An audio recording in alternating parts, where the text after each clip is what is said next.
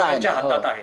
तर अशा वेळेस जे नाराज आहेत, बंड होऊ शकतं असं म्हटलं जातं आहे, अशांची बंडाची नाराजी कशी दूर करणार? हे काय 1857चं बंड आहे का?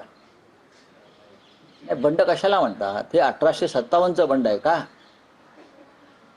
देशासाठी, क्रांतीसाठी नाही ना.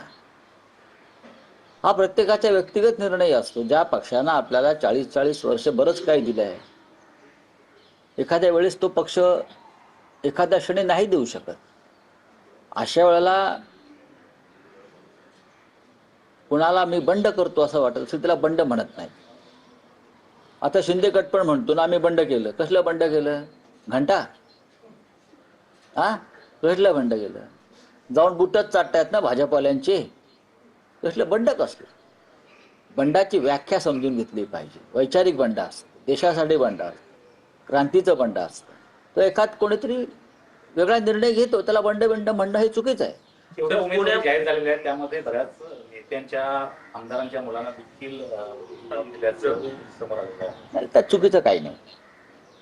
प्रभूंचा मुलगा अनेक वर्ष युवा सेनेचं काम करतो आहे. तरुणाला संधी द्यायची नाही का? ही घराणेशाही कुठे आहे?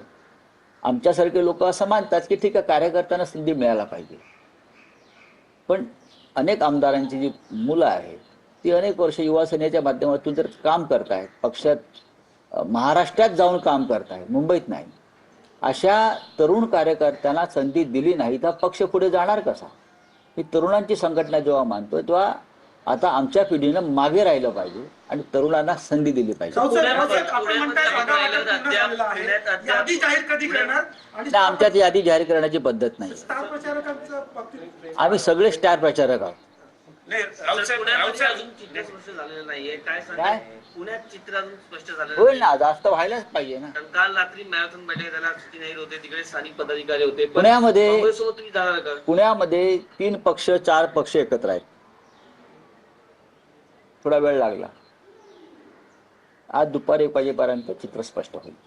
राऊतसाहेब, महाराष्ट्राच्या राजकारणात आणखी एक नवी युती पाहायला मिळते. जे लोकसभेला होऊ शकलं नाही, जे विधानसभेला होऊ शकलं नाही, ते मुंबई महापालिकेला काँग्रेस आणि वंचित बहुजन आघाडी यांच्यामध्ये युतीचा आपल्याला फॉर्म्युला किंवा एक नवं समीकरण पाहायला मिळते.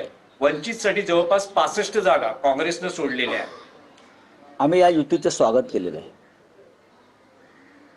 प्रकाश आंबेडकर आणि त्यांची वंचित बहुजन आघाडी ठीक आहे, ते आमच्या बरोबर नसतील आले, किंबहुना लोकसभेला त्यांचा काँग्रेसशीच वाद होता. आज काँग्रेस आणि वंचित बहुजन आघाडी एकत्र येऊन जर भारतीय जनता पक्षाच्या पराभवाला हातभार लावणार असतील तर नक्कीच आम्ही नतद्रष्ट नाही, अपशकुन करणार. तर या युतीचं आम्ही स्वागत करतो. तर अशा वेळेस एनसीपी शिवसेना उद्धव बाळासाहेब ठाकरे आणि मनसे बरोबर आहे असं म्हटलं जातं आहे. तर अधिकृतरित्या तुम्ही आज काही घोषित कराल का की एनसीपी तुमच्या बरोबर आहे? घोषित कशा करायला पाहिजे?